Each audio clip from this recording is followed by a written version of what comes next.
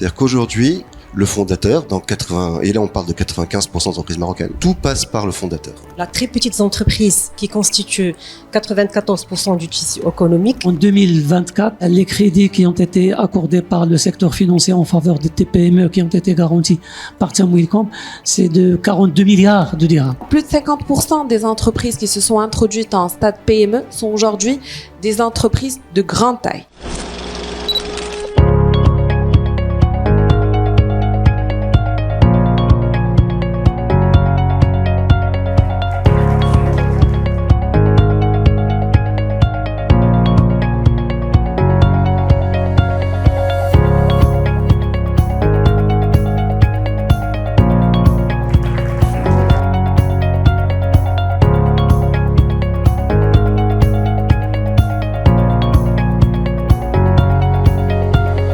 On enchaîne tout de suite, mesdames et messieurs, avec le deuxième panel. Nous ouvrons ce deuxième panel consacré à une thématique essentielle pour notre économie, PME, TPME, ETI. C'est le même panel, justement. On va continuer. C'est pour ça que je vous ai dit, restez avec nous, madame. Vous allez poser parce que c'est le même panel. On l'a scindé en deux parties. Comment accompagner la montée en puissance des champions nationaux, un sujet au cœur de la dynamique économique de notre pays, dans un contexte où les petites et moyennes entreprises jouent un rôle crucial dans la création d'emplois, la valeur ajoutée et l'innovation. Aujourd'hui, nous allons explorer, lors de ce deuxième panel, ensemble les leviers permettant de renforcer la compétitivité de nos TPME, de leur faciliter l'accès au financement, d'améliorer leur gouvernance et leur permettre de franchir un cap pour devenir les champions nationaux de demain. Nos intervenants représentent les principaux acteurs de l'écosystème: financement, accompagnement, stratégie et marché des capitaux. Leur regard croisé permettront de proposer des pistes concrètes pour accélérer la croissance de nos entreprises. Et sans plus tarder, mesdames et messieurs, je vais appeler tout de suite madame Nisrine Benjeloun, directrice marché des Pro TPE Al Balid Bank. Sous vos applaudissements, bien sûr. Monsieur El Khattab Benzina, directeur général adjoint en charge du pôle métier Tamwilcom. Et monsieur Enis Rouissi, partenaire stratégie consulting, lead Maghreb, KPMG. Et madame Zineb Gennouni, directrice exécutive développement à la Bourse de Casablanca. Merci d'avoir accepté notre invitation, merci. Et je voudrais justement, dans la continuité du premier panel, c'est comme si on ne s'est pas arrêté, on va essayer d'enchaîner aussi.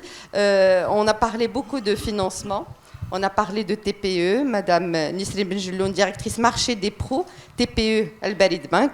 Je voudrais savoir, on a parlé de Maroc PME, de CRI et ce dispositif TPME, et on aimerait justement aller vers les TPE un petit peu plus. Comment Balid Bank aujourd'hui en particulier, je dirais votre direction, compte améliorer l'accès au financement pour les très petites entreprises qui restent souvent, je dirais, confrontées à des difficultés structurelles, notamment lors du démarrage et lors des premières phases de croissance. Donc, mesdames et messieurs, bonjour.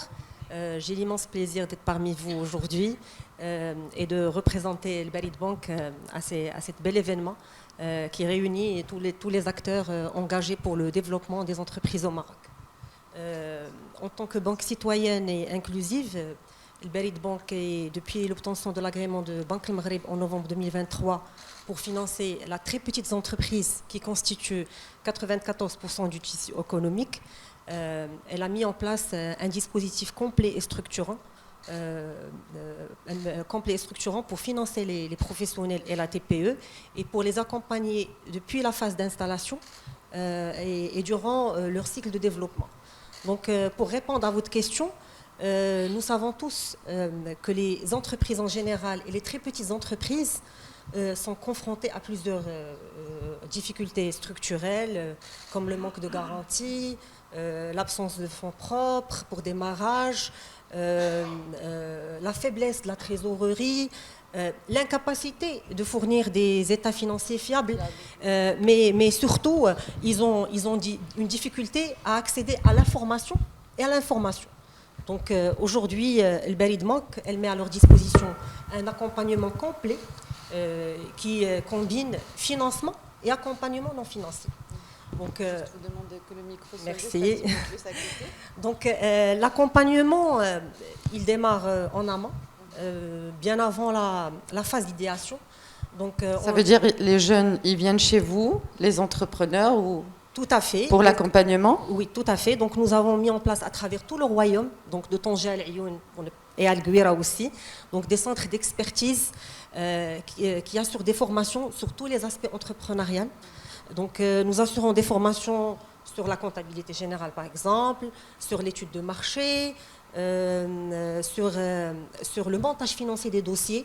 Donc, dans l'objectif de permettre aux porteurs de projets et aux gérants de l'entreprise d'étudier les risques et les opportunités et la faisabilité de son projet. Donc, une fois le projet ou l'idée elle est validée, donc, Si vous pouvez juste vraiment ce micro, Oui. on me le dit à la régie Je qu'il change. faudrait... Non, non, il est très bien, il faut juste qu'il soit vraiment Ok. à côté. Donc, une fois l'idée ou le projet est validé, nous lui proposons la solution de financement adaptée à son projet, donc tels que les crédits moyen terme avec des périodes de grâce. Donc, les crédits moyen terme sont destinés au financement d'acquisition de locaux, d'aménagement, de financement du matériel et d'équipement. Et nous finançons également les cycles d'exploitation à travers plusieurs solutions, comme la facilité de caisse. Vous avez parlé de cette période de grâce, elle est de combien? Donc, c'est des différés qui peuvent aller jusqu'à 24 mois. D'accord. Donc, grâce également au mécanisme de soutien lancé par l'État à travers Timwilcom, aujourd'hui, je dirais que les porteurs de projets, les jeunes et les très petites entreprises ont l'opportunité d'accéder à l'entrepreneuriat, même en n'ayant pas un actif de garantie important à offrir aux banques. Donc, l'accès à l'accompagnement, en fait, l'accompagnement ne se limite pas uniquement au financement. Donc, nous assurons un suivi très très rapproché aux projets que nous finançons, afin de sensibiliser les porteurs de projets et les gérants d'entreprises sur la gestion financière des entreprises. Donc, l'objectif, c'est d'assurer la pérennité du projet et soutenir son développement durable. Donc, je peux dire qu'aujourd'hui, le Barid Bank joue un rôle très très important dans le développement de la très petite entreprise, grâce aux différents leviers de croissance qui marient des outils financiers diversifiés, de l'accompagnement non financier et du suivi rapproché, mais surtout de la proximité. Donc, je voudrais ajouter que nous avons un réseau très large qui couvre tout le Maroc et qu'aujourd'hui nous offrons l'accès au financement dans les zones rurales comme dans les zones urbaines. Très bien. Merci. On y reviendra aussi. Sir Tabnzina, directeur général adjoint en charge du pôle métier Timwilcom, qui dit Timwilcom dit directement financement. Le financement, le nerf de la guerre, je dirais, pour ces TPME et TPE. Le financement reste bien sûr l'un des obstacles aussi majeurs à la croissance des PME et TPME. Comment, je dirais, Timwilcom, au-delà de l'accompagnement, elle adapte ses mécanismes de garantie et ses produits pour permettre à ces entreprises ou ces petites entreprises de franchir un nouveau palier de développement? Merci madame. Tout d'abord, je tiens donc à remercier les organisateurs de cet événement, Ecomédia et InfoRisque. Et merci pour l'invitation de Timwilcom. C'est vrai par rapport à l'investissement, réaliser un investissement, bien créer son projet d'investissement, l'acte d'investir n'est pas un acte simple. Certainement, il y a des contraintes, il faut des efforts. Et l'entrepreneur, lors de la création de son projet d'investissement, il est confronté à plusieurs obstacles. On peut citer donc des contraintes administratives, donc il doit créer, il doit avoir des autorisations, il doit avoir une documentation juridique. Il y a aussi la disponibilité des ressources humaines, des talents, comme ça a été dit. Donc il faut des talents, il faut de la ressource capable de travailler dans ce projet. Et il y a bien sûr donc le nerf de la guerre, c'est l'accès au financement. Donc Timwilcom est une institution publique, une institution financière publique qui appartient à l'État, avant elle s'appelait Caisse centrale de garantie, donc qui a été transformée en 2021 pour devenir SNGFE sous le nom de Timwilcom. Donc son rôle, c'est de faciliter aux entreprises l'accès au financement. Comme vous le savez, donc, un entrepreneur ou une entreprise, il va chercher des financements auprès des acteurs du financement, qui sont les banques, les sociétés de leasing. Des fois, c'est direct dans la tête d'un jeune ou un entrepreneur en général, c'est la banque. Il va vraiment être orienté peut-être aussi vers la banque. Qui dit financement dit banque, alors qu'il y a plusieurs dispositifs qui sont en place. Donc, le gros du financement est assuré par les banques. Donc, c'est normal que la première chose qui arrive, c'est la banque. Mais il y a aussi d'autres acteurs, à savoir les sociétés de leasing, les sociétés de financement, qui jouent quand même un rôle important dans le financement, notamment des TPM, notamment les très petites entreprises. Et donc, ces entreprises, elles vont s'adresser aux acteurs du financement pour, justement, demander les financements nécessaires. Et ces acteurs de financement, de par leur métier, sont des gestionnaires de risque, donc de par leur métier, ils exigent des garanties. Donc, ils vont exiger des garanties aux entreprises. Et aussi l'idée de départ de cette entreprise. C'est-à-dire, avant d'arriver aux garanties, bien sûr, il faut que le projet soit viable, il faut qu'il ait un business plan cohérent, conforme, qui dégage une rentabilité et qui permettrait de rembourser ce crédit. Mais malgré tout ça, les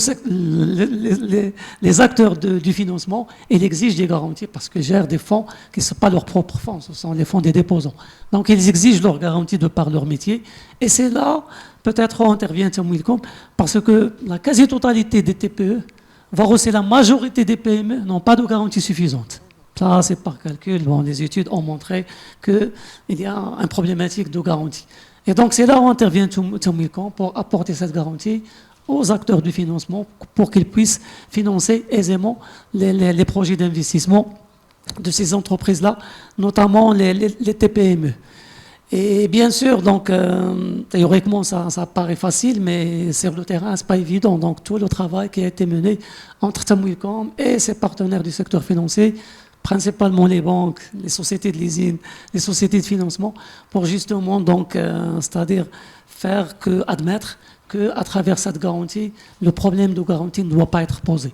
Donc, il y a une connexion entre ces institutions. Bien sûr, parce que ces partenaires, donc toutes des conventions entre Wilcom et les partenaires bancaires, les partenaires du secteur financier en général, justement avec des réunions annuelles pour voir où on est, qu'est-ce que les banques, chaque banque, qu'est-ce qu'elle a fait comme octroi de financement aux TPME. Et on fait annuellement des roadshows pour expliquer davantage les avantages de cette garantie, qui est quand même un avantage important, puisque c'est une garantie publique, c'est une garantie institutionnelle.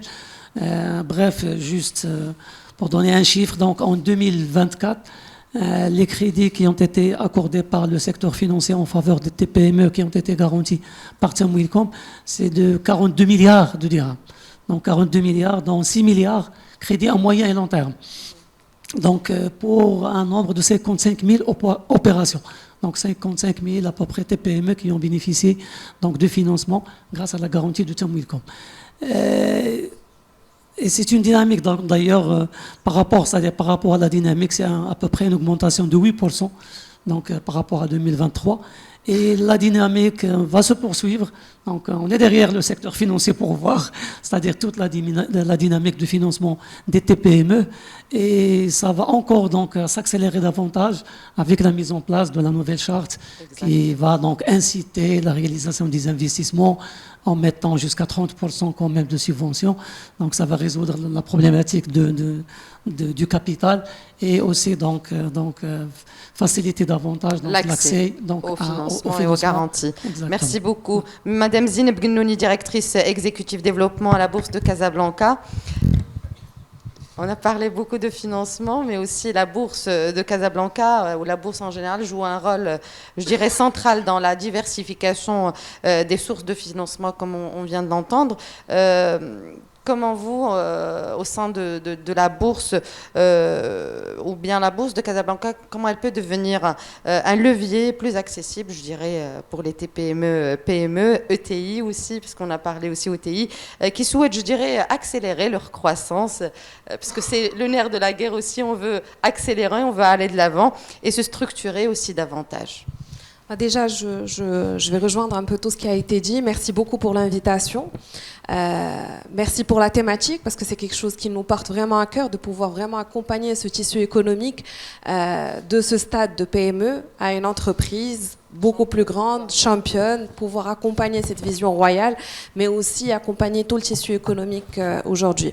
Moi, avant de rentrer dans le détail, vous savez, on fait... en quoi consiste notre quotidien? On rencontre beaucoup de chefs d'entreprise. On est vraiment à la rencontre de ce vivier, de ces champions, mais sur le terrain. Et figurez-vous qu'il n'y a pas plus tard qu'il y a quelques semaines, j'ai discuté avec un chef d'entreprise qui était positionné sur une niche de produits qui exportait, qui avait un super produit, ou plusieurs produits d'ailleurs, dans un secteur paramédical. Et à côté de ça, il avait peur de grandir.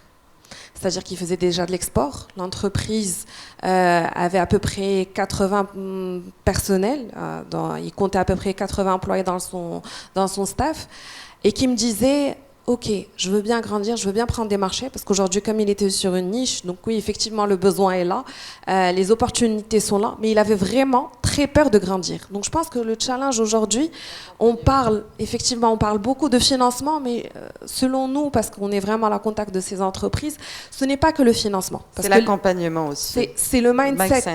C'est vraiment le mindset. Parce qu'aujourd'hui, les banques sont là, elles sont prêtes à accompagner, les fonds de private equity sont là, Tamwilcom est là, on est là aussi, mais qu'est-ce qui fait que cette entreprise, ce chef d'entreprise va penser à franchir ce pas? Tout se joue dans le mindset. Et donc c'est pour ça qu'aujourd'hui, pour nous, c'est un élément très important sur lequel on travaille pour pouvoir répondre à votre question. Donc oui, on a besoin d'aller vulgariser ce qu'on fait, vulgariser le marché boursier et dire qu'il est aujourd'hui accessible et utile pour tous. Ce qu'on fait aussi dans notre quotidien, c'est de pouvoir accompagner ces entreprises. Et d'ailleurs, je vois que notre ami de Style Alaoui n'est plus dans la salle, mais d'ailleurs, on avait un super programme d'accompagnement à la Bourse de Casablanca, qu'on avait importé de l'international. Mais aujourd'hui, on a un nouveau programme d'accompagnement que nous avons lancé pas plus tard qu'à la rentrée, en octobre, en partenariat avec le ministère de l'Industrie, pour accompagner ces champions industriels.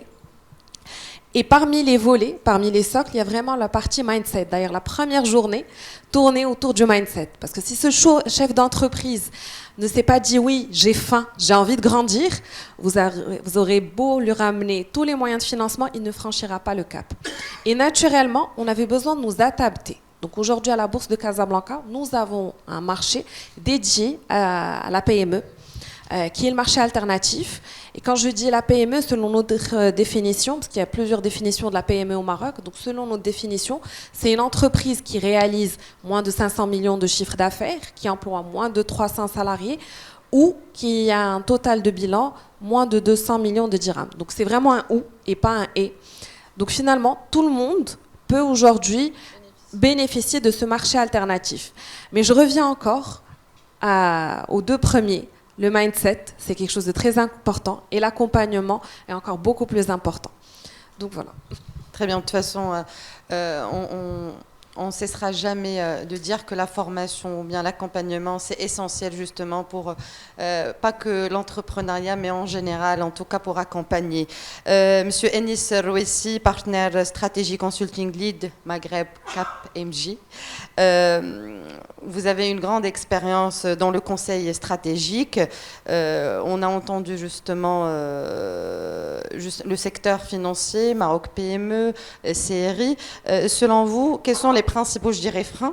Parce qu'on a parlé aussi de cette formation, du mindset, les principaux freins internes, je dirais, qui empêchent nos PME, ETI de devenir des champions nationaux, et quels leviers on doit activer, financement ou autre, ou bien accompagnement, formation, en priorité pour créer des entreprises plus résilientes et compétitives. C'est très important. Alors, déjà, je vous remercie. Bonjour tout le monde. Alors, je m'excuse, je commence par m'excuser. Je supporte plus cette voix nasillarde, je suis malade depuis, enfin je suis en fin de maladie, donc je m'excuse, déjà je la supporte difficilement et j'imagine que ça va être compliqué. Mais je vais faire de mon mieux.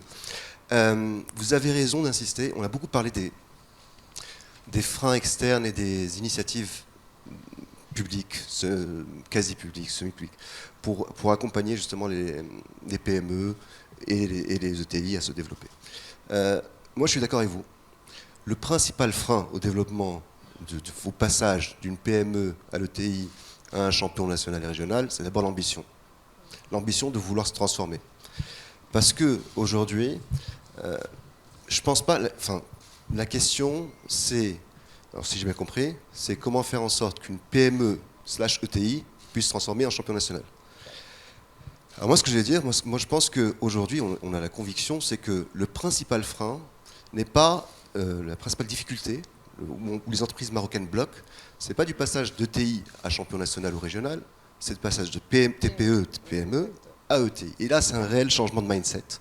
C'est un changement de paradigme total. C'est la volonté aussi de faire. Ah, oui, c'est d'abord l'ambition, et ensuite c'est une façon de faire du business différente, totalement différente. Les principaux freins, selon moi, il y en a 5. Premièrement, les PME, alors je vais m'attarder justement au passage PME-ETI, ensuite on verra. Le premier point, c'est que les PME et les TPE ont une trop forte dépendance au fondateur. C'est-à-dire qu'aujourd'hui, le fondateur, dans 80, et là on parle de 95% d'entreprises marocaines, tout passe par le fondateur. Les décisions, bien sûr, la vente, le développement commercial, quelquefois même la production, tout passe par lui. Et donc une absence de gouvernance structurée qui permet d'aller plus loin. Et sans gouvernance structurée, aucune entreprise, on peut lui mettre à disposition l'ensemble des moyens. Si toute la décision repose sur une seule personne, il est impossible d'aller plus loin et de croître, durablement et de façon rentable. Il ne s'agit pas de se développer pour se développer, il s'agit de se développer de façon rentable. Deuxième frein, c'est, je dirais, c'est qu'aujourd'hui, les entreprises ont du mal, ont une limite en termes de structuration interne, donc structuration organisationnelle. Ce qui définit une ETI, au-delà du chiffre qu'elle réalise, etc., ce qui définit une ETI, c'est sa capacité à se structurer, d'avoir des fonctions fortes, des fonctions RH, des fonctions finance, des fonctions supply, fortes, solides, structurées. Aujourd'hui, les entreprises dont on parle, donc la majorité des entreprises, et quand on dit marocaine, je ne suis pas marocain, je suis tunisien, mais quand on compare aux pays similaires au Maroc, le Maroc a déjà réalisé une avancée réelle par rapport à un pays comme la Tunisie, par exemple. Mais même au Maroc, où le tissu économique est développé et se structure et il y a un soutien réel au développement de ce tissu économique, aujourd'hui, trop d'entreprises fonctionnent au feeling. C'est-à-dire très peu de process, très peu processisés, très peu de tableaux de bord, très peu de suivi. On parlait de data, on parlait de digitalisation. C'est des freins internes. C'est des freins internes. Donc aujourd'hui, tout repose sur le feeling, l'intuition du fondateur, du principal dirigeant. Alors, je suis pas en train de, il ne faut pas se méprendre, je ne suis pas du tout en train de dire que c'est une mauvaise chose. C'est-à-dire qu'une entreprise, pour le jour de la création jusqu'à un certain stade, eh ben, elle a besoin d'être agile, elle a besoin d'être flexible, elle a besoin d'être réactive et de prendre des opportunités. Et donc, il faut que le porteur de l'entreprise, celui qui a initié la création de l'entreprise, le fondateur, soit intuitif, ait confiance en son intuition et puisse prendre des décisions rapidement. Donc c'est très bien, mais jusqu'à un certain seuil. On atteint rapidement, malheureusement, un plafond de verre qu'on ne peut pas dépasser si on ne se structure pas en interne. Troisième frein, c'est la difficulté des PME à attirer et retenir des cadres intermédiaires. Ce qui différencie une PME d'une ETI, tout est connecté, tout est lié, hein, ce que je dis, les différents points sont liés, c'est l'existence de managers de proximité sur qui repose l'ETI en question. Et aujourd'hui, pour des raisons de politique salariale, pour des raisons de comment ça s'appelle, de manque de perspective, etc., les PME ont du mal à attirer et de retenir les bons profils, les bonnes expertises. Quatrième frein, c'est, selon moi, une approche opportuniste. Je parle avec beaucoup d'entreprises et je sais quand les gens réagissent, mais c'est ça. C'est une approche opportuniste versus une approche stratégique, une logique stratégique. Aujourd'hui, et je prendrai un exemple pour illustrer ce que je dis, qui est vraiment qu'on voit tous les jours. Aujourd'hui, le fondateur, si on prend l'exemple de l'export, On parle beaucoup d'export, etc. Comment se passe l'export, les activités d'export dans 99% des entreprises marocaines, etc. On a un dirigeant d'entreprise qui se déplace, ou qui a un contact, qui va dans un salon, une foire, etc., qui a une opportunité, et même dans la façon de présenter son opportunité et son activité d'export, vous entendrez « j'ai fait une affaire »,« j'ai une affaire au Burundi »,« j'ai une affaire en Allemagne », etc. C'est-à-dire qu'il va signer un contrat, il va exporter, et pendant 1 an, 2 ans, il n'y aura plus aucun suivi. Donc on est opportuniste dans le développement. Pour passer un cap, on est obligé, on se doit de passer d'une approche opportuniste à une approche stratégique. Penser une stratégie. Et vraiment, l'export est vraiment un exemple parlant là-dessus. On voit l'impact en interne au sein de l'entreprise. Une entreprise qui veut développer de l'export, qui veut que l'export représente une part importante de son chiffre d'affaires, va penser une stratégie export. Les ETI aujourd'hui ont une stratégie export. Ils identifient les marchés, ils priorisent des marchés, ils analysent une demande sur les marchés qu'ils veulent cibler et ils développent un go-to-market pour le développer. Et derrière, il y a toute une organisation qui se met en place en termes de fonctions, en termes de process, etc. C'est un réel changement. Et je termine sur ça. Le cinquième frein, on en a parlé aussi, c'est une approche relativement prudente en termes d'investissement. On ne peut pas croître, et ça c'est vrai, on ne peut pas croître si on est trop frileux en termes d'investissement. Alors les dispositifs qui existent aujourd'hui qui permettent d'accompagner l'investissement des PME est excellent. Mais encore trop souvent, vous parliez tout à l'heure de l'exemple de l'entreprise que vous avez rencontrée, le chef d'entreprise, qui a peur de grandir. Encore trop, on a affaire à des chefs d'entreprise qui, soit par peur du risque, soit par volonté de ne pas vouloir alourdir le bilan, etc., ont peur d'investir et sont dans une dynamique où vous dites, voilà, je vais croître de façon très graduelle. Donc, supposons maintenant qu'on soit passé, une PME est passée d'une PME à une ETI. Là, généralement, l'ETI est passé par tous ces chantiers de transformation interne que je viens d'évoquer, et le maître mot est différent. Le maître mot est l'ambition, encore plus. Pour qu'une ETI devienne un champion national, voire un champion régional, donc c'est une réelle ambition. Premièrement, il est important d'innover, de monter en gamme. Deuxièmement, il est important d'internationaliser. Donc, qu'on le veuille, le marché marocain, aussi grand soit-il, un champion national ne peut rester champion national dans le temps que s'il aspire à devenir un champion régional. Et donc, il y a un enjeu, une dynamique de digitalisation. Non, c'est bon, ça marche. D'internationalisation. Et troisième élément, et ça c'est aussi un élément essentiel, un champion national est un acteur qui a réussi à créer autour de lui un écosystème. Générer un écosystème de partenaires, de fournisseurs, de sous-traitants, etc. Et se positionner en tant que locomotive de cet écosystème-là et faire en sorte que l'ensemble de ces acteurs-là aillent dans le même sens et la même vision et soutiennent son développement. C'est vraiment une relation de confiance entre un écosystème qui permet d'aller d'avant. Et voilà. On va y revenir. En tout cas, on a parlé justement, vous avez parlé de digitalisation, de suivre justement le cap. Et j'aimerais justement me tourner vers Nisrine Benjeloun, directrice marché des pros TPE à Barid Bank.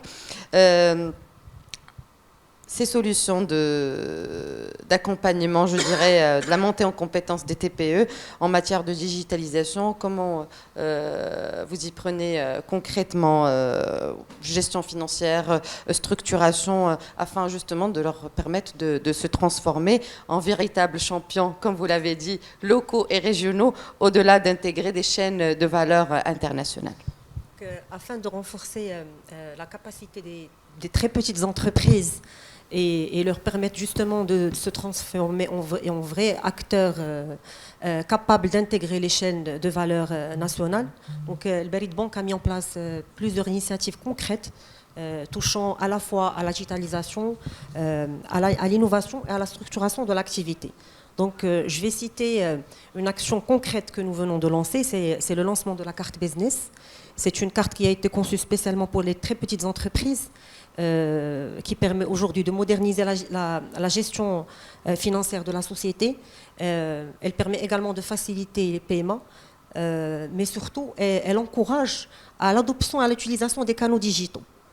Donc, associée à notre application Home Banking et Mobile Banking, elle permet aujourd'hui aux gérants d'entreprise un accès très rapide, sécurisé à distance à leurs opérations au quotidien, ce qui favorise la digitalisation de l'activité de l'entreprise. Dans cette même logique, nous avons signé plusieurs partenariats avec le ministère de l'Industrie et du Commerce, avec Visa également, et avec plusieurs fintech. Donc, l'objectif de ces partenariats, c'est de créer des solutions innovantes et intuitives qui répondent aux besoins spécifiques de la TPE. Mais surtout, ces collaborations, elles portent sur l'éducation financière. Un volet très important aujourd'hui qui permet aux porteurs de projets et aux gérants d'entreprise d'améliorer leurs compétences entrepreneuriales.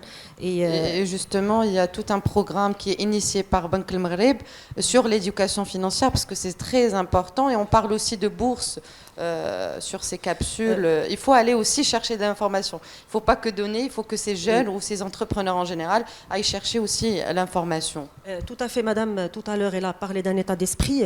Nous l'avons constaté durant les différentes caravanes de digitalisation que nous avons lancées avec Visa. Nous avons ressenti beaucoup de réticence, surtout de la part des gérants de très petites entreprises non structurées. Donc, ils étaient freinés à l'idée de grandir, à se digitaliser.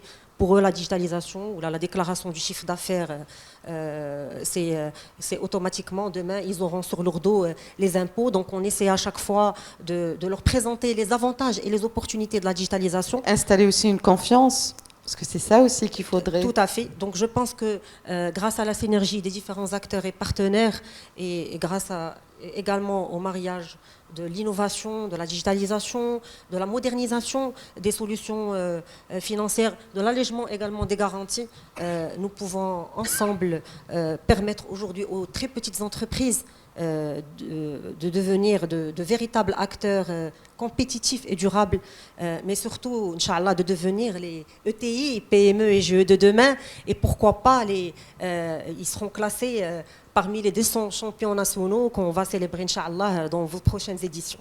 Inch'Allah. Merci beaucoup en tout cas. Monsieur Khatab Zina, directeur général adjoint en charge du pôle métier Tiam Wilcom. Justement, on a parlé de ce contexte marqué par la volonté d'émergence des champions nationaux. Et vous jouez un rôle crucial, je dirais, à travers les dispositifs de garantie. Je voudrais savoir comment on peut justement dans cette structuration améliorer la gouvernance et la capacité d'investir dans des projets à forte valeur ajoutée. Très bien, merci. Donc, j'ai parlé tout à l'heure des garanties pour l'accès au financement, c'est-à-dire pour permettre à l'entrepreneur d'accéder au financement pour réaliser son projet. Donc, c'est vrai, pour nous, l'objectif n'est pas de réaliser c'est-à-dire le projet et rester là. Donc, il faut qu'il se développe, il faut qu'il crée de la valeur, il faut qu'il augmente son activité, son chiffre d'affaires, les emplois, donc, etc. Donc, toute l'ambition de voir. Et on a essayé de faire l'exercice par rapport aux entreprises qui ont été accompagnées, notamment les PME. Tout à l'heure, Dioré a parlé c'est-à-dire sur les 200 qui ont été sélectionnés, donc il y a une augmentation de leur activité avec une moyenne de 50% donc, annuelle. Le portefeuille PME chez Tiam Wilcom, donc on a regardé, donc, puisqu'on les accompagne annuellement avec des lignes de fonctionnement et avec des garanties pour les crédits de fonctionnement, donc on a constaté qu'on met une bonne évolution. On a trouvé qu'en moyenne, ça peut aller à 30%, donc des PME qui ont, soi-disant, qui ont investi à un certain moment. Et c'est un horizon de 5 ans.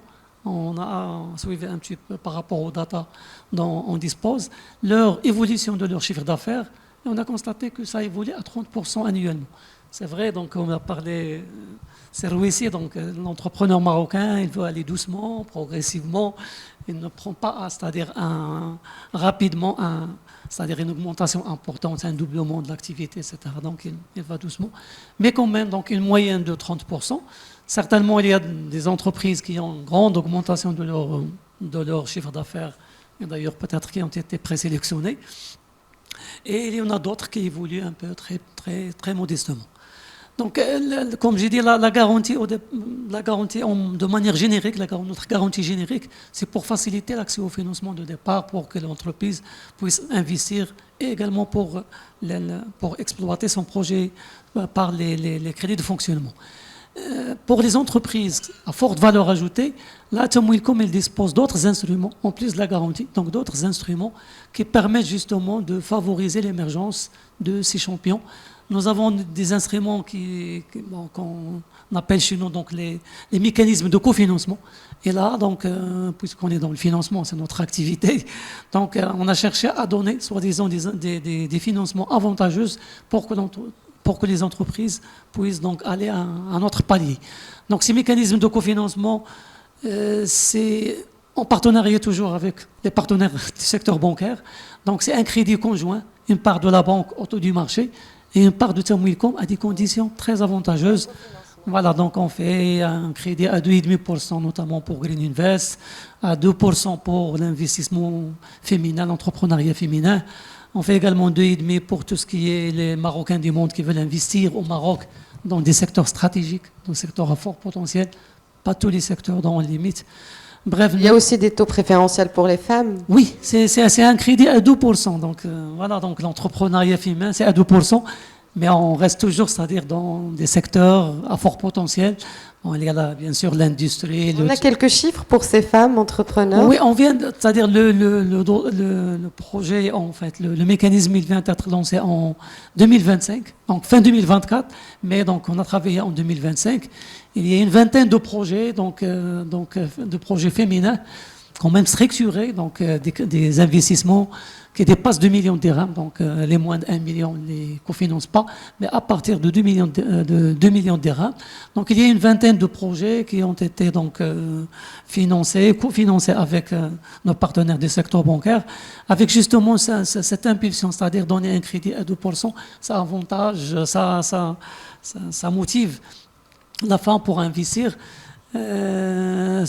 Voilà, donc c'est au démarrage et donc on est en partenariat avec le secteur bancaire qui sont quand même sensibles à ça, mais on a besoin justement des initiatives maintenant du privé. Il faut que nos femmes, nos jeunes, surtout le féminin, donc passent à l'acte d'investir et soient un peu courageux, aller vers l'investissement et ne pas donc avoir peur donc de prendre le risque d'investir.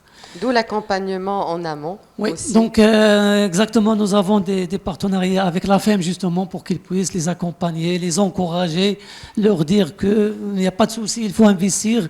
Si ça marche pas, c'est pas grave. Donc il y a les outils qui sont là. Donc si ça marche pas, c'est pas grave parce que c'est un marché, c'est normal. C'est pas tous les projets vont marcher. Il y a certains projets qui vont pas marcher, mais c'est pas un problème. C'est-à-dire le fait déjà de prendre l'initiative, c'est déjà un point important. J'aimerais donc revenir sur les mécanismes de cofinancement pour les futurs champions, donc notamment pour les entreprises exportatrices. Donc les entreprises qui exportent maintenant, donc elles doivent normalement produire en réduisant les émissions CO2. Donc, c'est une contrainte pour pouvoir exporter. Il faut que tu sois en conformité vis-à-vis de l'environnement, etc. Donc, là, nous avons un produit de cofinancement. C'est le Green Invest. Et là, on peut cofinancer avec le secteur bancaire la transition énergétique des entreprises marocaines. Et là, on peut financer leur transition. En tout cas, notre part peut aller jusqu'à 10 millions de dirhams à un taux d'intérêt de 2,5%. Et ça permettra aussi d'avoir un financement bancaire minimum de 10 millions de dirhams aussi, mais il peut aller plus aux conditions de marché. Nous avons également donc des mécanismes très ambitieux. Nous gérons pour le compte du fonds Mohamed VI le produit Cap Access. Et Cap Access, il est là, donc c'est un crédit subordonné, donc c'est un crédit particulier. Il est très avantageux en matière de maturité. Le différé, c'est-à-dire le différé pour rembourser ce crédit peut aller jusqu'à 5 ans. Voilà, donc un différé de 5 ans avec une maturité très très importante et avec aussi, donc même au niveau des conditions financières, il y a un taux de 5%. Si on regarde le marché actuellement, il tourne autour de 7%. Donc, crédit subordonné à 5%, déjà aussi un avantage important pour justement donc encourager les entreprises à investir dans des secteurs justement stratégiques et importants. À forte valeur ajoutée. À forte valeur ajoutée. Merci beaucoup, Madame Zineb Gnouni. L'introduction en bourse exige aussi une nouvelle discipline financière, comme vous l'avez bien dit, le mindset qui doit changer. Et comment justement vous accompagnez les entreprises, notamment les PME ambitieuses, à franchir ce cap stratégique et à utiliser le marché boursier, je dirais, comme accélérateur de performance? Écoutez, en termes d'accompagnement, comme ce qu'on vous a expliqué depuis tout à l'heure, donc on a 2 axes, 2 piliers, la vulgarisation. Donc nous menons des campagnes de proximité régionales et sectorielles. Donc, alhamdoulilah, on a réussi à sillonner un peu l'ensemble du marché national, qu'on a pu faire en partenariat avec les CRI locaux, qu'on a pu faire en partenariat avec la CGM, avec aussi l'Ordre des experts comptables, qui connaît au mieux le tissu économique, qui lui, aujourd'hui, est un grand prescripteur. On le fait aussi de façon sectorielle parce que pour nous, c'est très important de pouvoir s'adresser à un secteur bien particulier. Les besoins de transmission ne sont pas des besoins de financement. On a parlé tout à l'heure de sous-capitalisation. Donc, il y a certains secteurs qui ont besoin d'avoir à jouer sur ce challenge. Il y en a pour d'autres, c'est plus des besoins de visibilité, de notoriété. Donc, vraiment, on travaille avec les secteurs. Mais aussi, on a le programme d'accompagnement que nous avons lancé avec le ministère de l'Industrie pour accompagner ces champions nationaux qui reposent sur 4 axes. Donc le premier axe, comme je l'ai dit, c'est la partie mindset. Le second axe, c'est vraiment la partie stratégie, parce que comme vous l'avez si bien dit, on a besoin de construire une stratégie pour si on a envie d'aller vers l'exportation, si on a envie d'aller investir dans l'innovation. Donc tout ça, ce sont des stratégies, des réflexions qu'il faut mener. Troisième axe, c'est aussi un axe qui est très important et en général qui est sous-traité, qui est la partie financement et donc vraiment comprendre tous les outils qu'offre le marché de capitaux, pas uniquement la bourse, parce qu'aujourd'hui on a la chance d'avoir un continuum de financement. On a le private equity, on a la bourse, on a le marché de capitaux dans sa globalité, donc que ce soit de la titrisation, de l'OPCI, que ce soit aussi des émissions obligataires. Donc on explique un peu tout ça, parce qu'on peut commencer par utiliser le marché de capitaux avant de faire une introduction aux bourses. Et finalement, il y a un pilier qui est aussi très important, qui est sous, je dirais... qui n'intéresse pas forcément les chefs d'entreprise, mais qui aujourd'hui est très important, c'est la communication.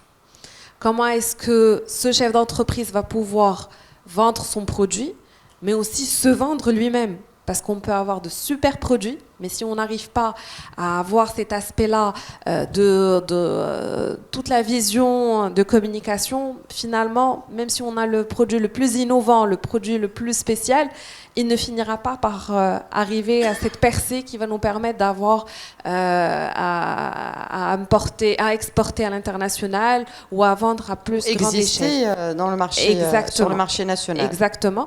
Et il y a aussi naturellement la partie storytelling, parce qu'on a besoin d'apprendre à ce chef d'entreprise à se vendre son entreprise, pas uniquement le produit. Donc ça, c'est par rapport au programme d'accompagnement. Moi, j'aimerais revenir à un point qui est très important, parce que depuis tout à l'heure, on parle d'entreprises qui passent d'un cap à un autre. Donc aujourd'hui, à la Bourse de Casablanca, nous, on les a vus grandir, ces entreprises. Donc plus de 50% des entreprises qui se sont introduites en stade PME sont aujourd'hui des entreprises de grande taille. Et quand je dis ça, c'est pas uniquement en termes de chiffres, c'est aussi leur capacité d'investissement, c'est aussi leur chiffre d'affaires qui s'est multiplié en 5, c'est aussi l'emploi qu'ils ont créé. Donc aujourd'hui, ces entreprises dont je parle ont doublé leurs effectifs lors des dernières années. Et je pense que c'est un agrégat très important en termes d'investissement aussi.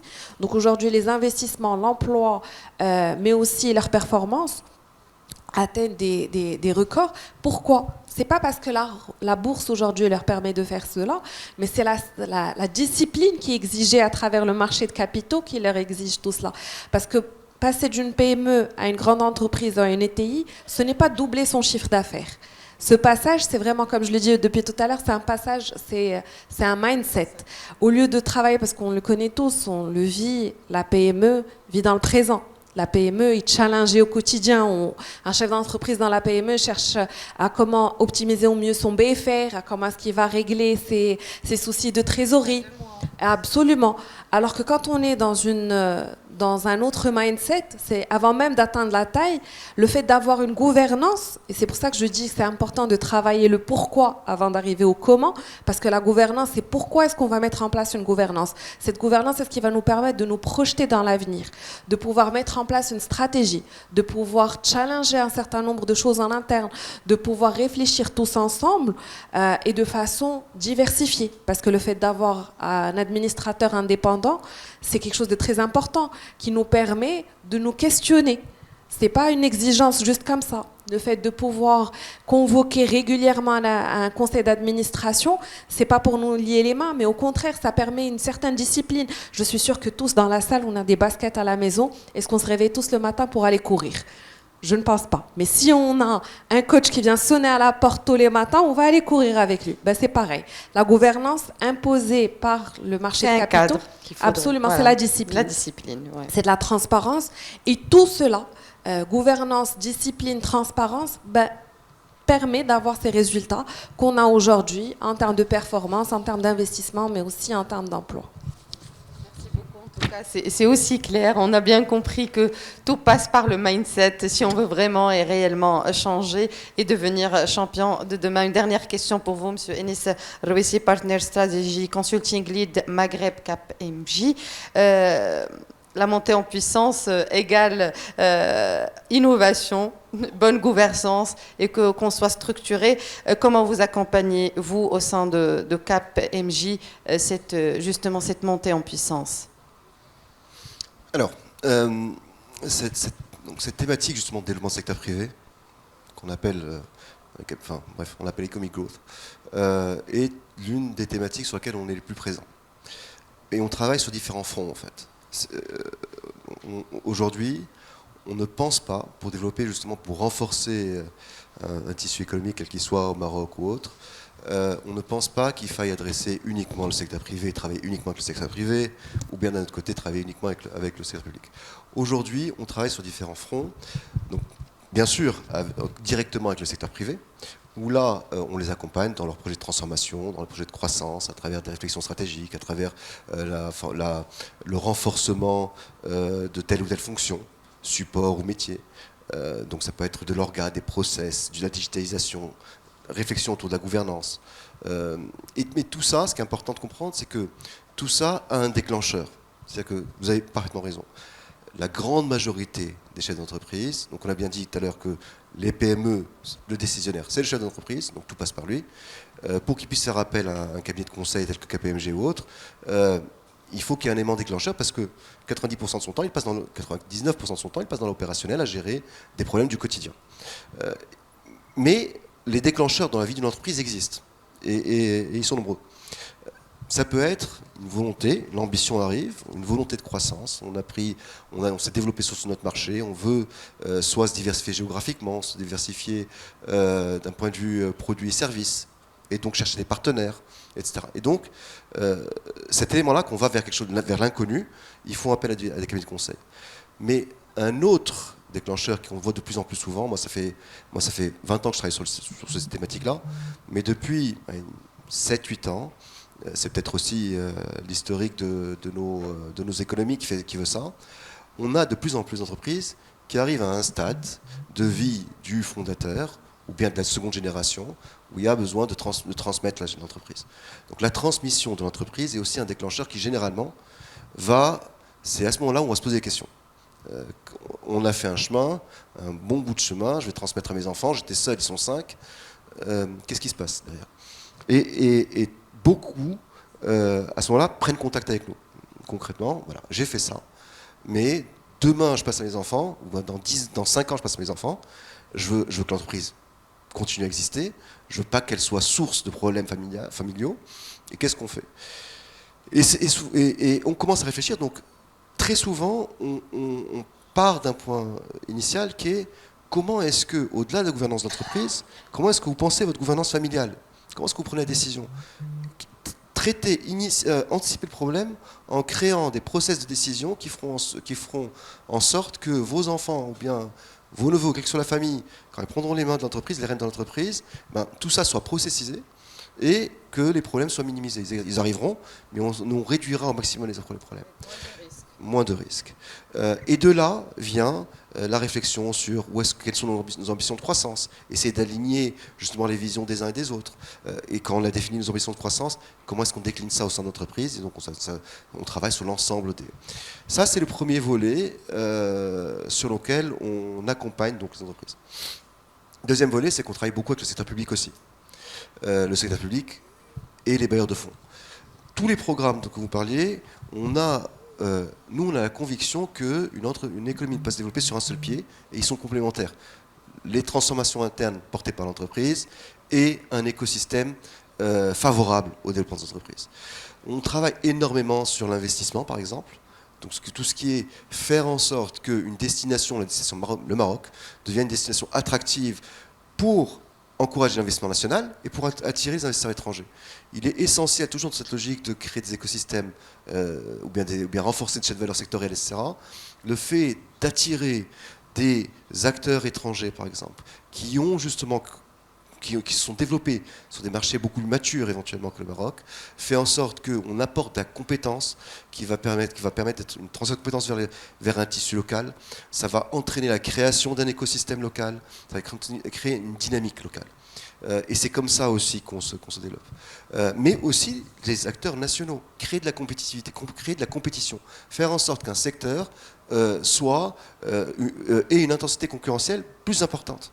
Fait que je prends un exemple très concret qui n'est pas un exemple marocain pour blesser personne, mais j'en parlerai tout à l'heure. Faire en sorte que sur un secteur donné qui était dominé par un ou quelques acteurs, on crée de la concurrence, ça crée une émulation et ça entraîne les uns et les autres à se professionnaliser.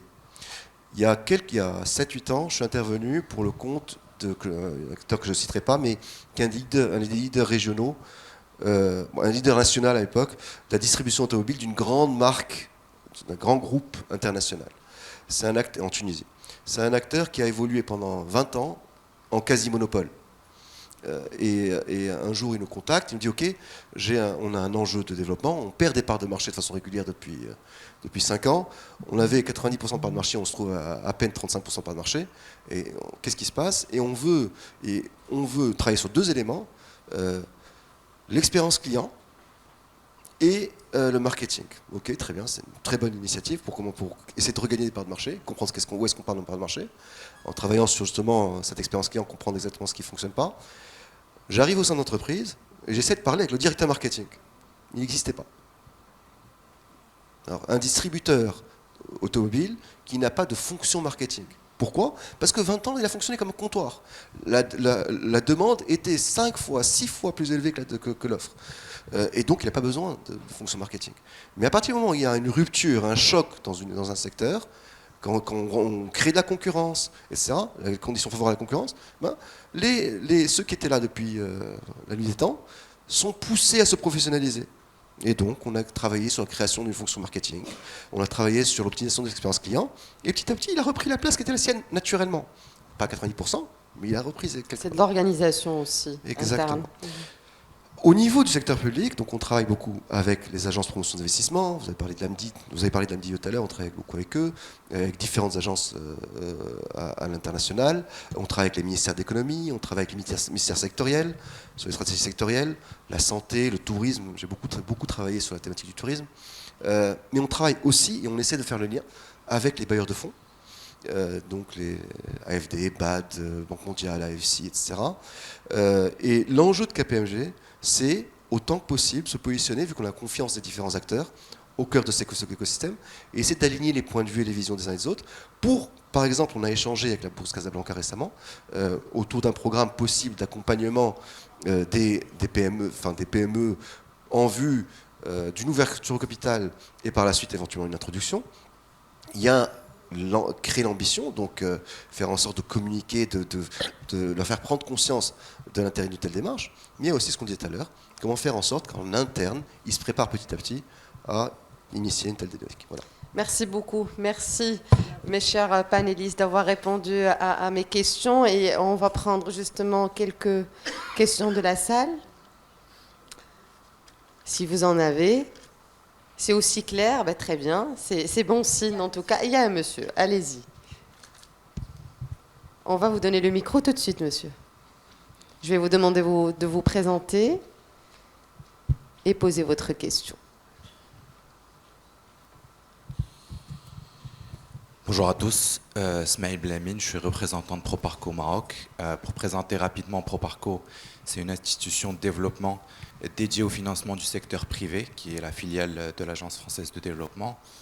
Donc ma question est pour Monsieur Rouissi, qui a parlé du passage à l'échelle ou de la volonté de passage à l'échelle comme étant un frein majeur à la croissance et au développement des PME marocaines.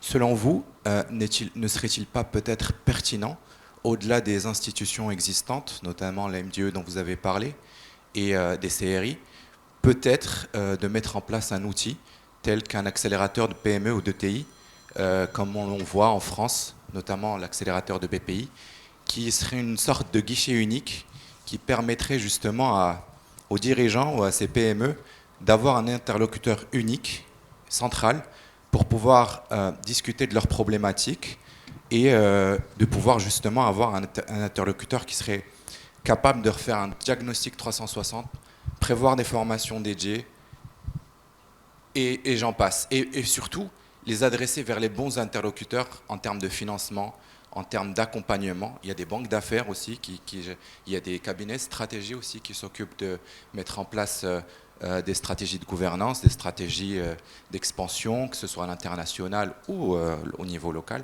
Donc voilà, ma question, est-ce que cet outil serait-il vraiment pertinent au Maroc? Est-ce qu'on a, et si c'était le cas, à quel niveau vous le voyez s'intégrer ou se structurer? Merci. Alors, cet outil est censé exister. Maroc PME est là pour ça. Donc, premièrement, l'outil tel que vous le décrivez, et moi je déplacerai le curseur en termes de problématique, mais l'outil tel que vous le décrivez, pour moi existe, c'est le rôle de Maroc PME. Donc, par contre, et ça me fait, alors, j'espère avoir, je pense qu'il est très pertinent. Ce que vous dites est clé. Aujourd'hui, les PME ne nous connaissent pas. Et je me rends là-dedans. Alors que nous, on va vraiment beaucoup vers eux, hein, parce que c'est notre business. Vous communiquez encore plus? Non, mais on va les voir, on leur parle régulièrement. Mais ils ne nous connaissent pas, ils ne vous connaissent pas, ils ne nous connaissent pas, etc. Et ça, il ne faut pas croire qu'un panel par semaine, un atelier par-ci, ça fait que la PME du coin, vous connaissez, c'est faux. Ils ne vous connaissent pas. Et l'enjeu principal, c'est de simplifier l'offre de service. Simplifier l'offre de service, pour faire comprendre, voilà, vous êtes une PME, vous avez telle ou telle ambition, on est là pour vous accompagner, on ne fera pas de travail à votre place. L'enjeu, c'est déjà, on essaie de vous faire prendre conscience que le point de départ, c'est vous, et donc il faut se transformer, etc., etc. Mais il y a des outils pour vous aider à faire ça.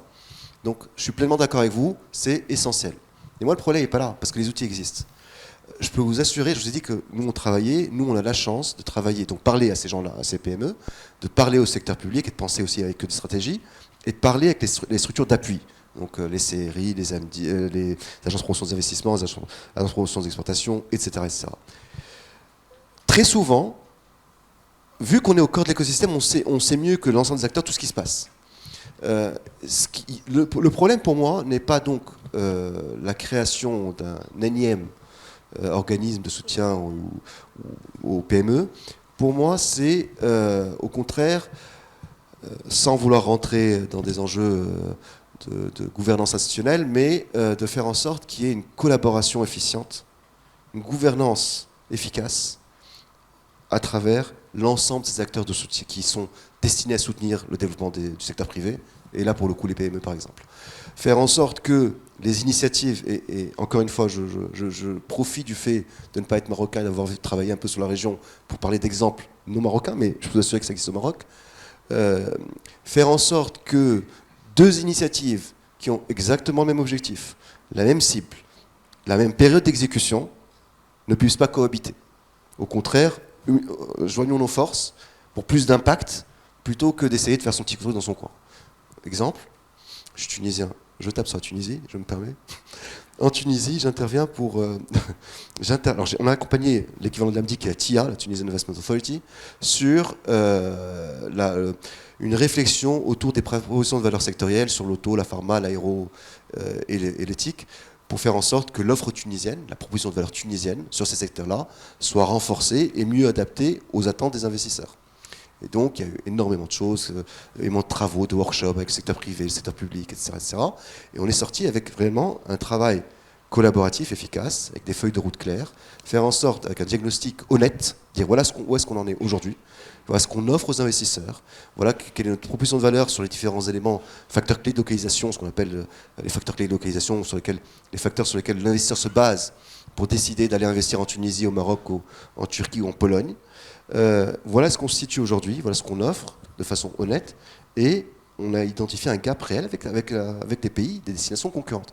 Et cette base-là, une réflexion qui a fait en sorte qu'on sorte des feuilles de route sectorielles, qui ont donné lieu à un énorme événement, etc. 2 mois après, j'interviens auprès du ministère de l'économie sur une réflexion autour de repositionner un peu le ministère au sein de l'écosystème gouvernemental. Et je m'aperçois en discutant avec une autre direction que exactement le même projet était en cours. C'est du gaspillage, c'est une perte de crédibilité. Et ça, aujourd'hui, s'il n'y a pas de collaboration, et c'est votre rôle aussi, je vous vois souvent. Collaboration et convergence aussi. De collaboration et de convergence entre les initiatives portées par les différents acteurs de soutien au PME, donc avoir une stratégie unique nationale qui va impliquer tout le monde, toutes les bonnes énergies sont bonnes à prendre, c'est là où on échoue. Et c'est là où souvent... on crée, au lieu de simplifier, on crée de la complexité, de l'opacité vis-à-vis des PME. Les bailleurs de fonds aussi, les bailleurs de fonds, les agences, alors les partenaires techniques financiers, les acteurs du développement, même chez eux, le nombre de programmes, parce qu'il y a les secteurs, il y a plus de programmes publics, mais il y a des programmes portés par des bailleurs. Aujourd'hui, le nombre de programmes de partenaires techniques et financiers qui sont à tout point similaires et déployés au même moment, je peux en citer 10 aujourd'hui. Donc c'est un vrai gaspillage. Merci beaucoup en tout cas. Merci, je tiens vraiment à vous remercier, à remercier tous mes panélistes pour cet échange, pour ces éclairages. Et je remercie également le cher public pour ce partage d'idées et d'énergie également. Merci à vous tous, chers invités. Une petite pause s'impose après ces 2 panels. Et je vous invite à prendre la pause de 20 minutes dans la salle d'exposition juste à côté. Et on reprend avec le 3e et dernier panel animé par Chaïb Hamedi. À tout à l'heure.